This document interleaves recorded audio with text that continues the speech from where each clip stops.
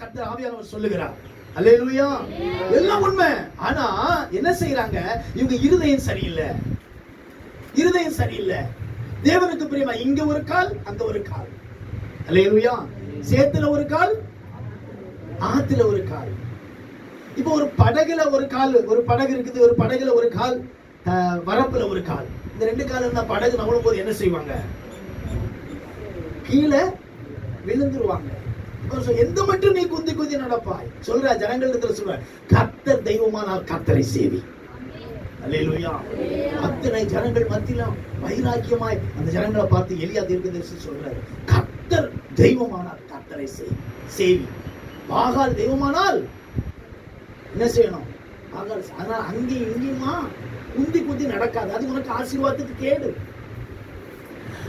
சித்தப்பா சொன்னாங்க, சித்தி சொன்னாங்க, மாமா சொன்னாங்க, கொஞ்சம் அந்த பழைய காரியத்தை செய்வோம். பழைய கவனிக்கிறீங்களா? பழைய காரியத்தை கொஞ்சம் செய்வோம். அதை செய்து பார்த்தாதான் என்ன?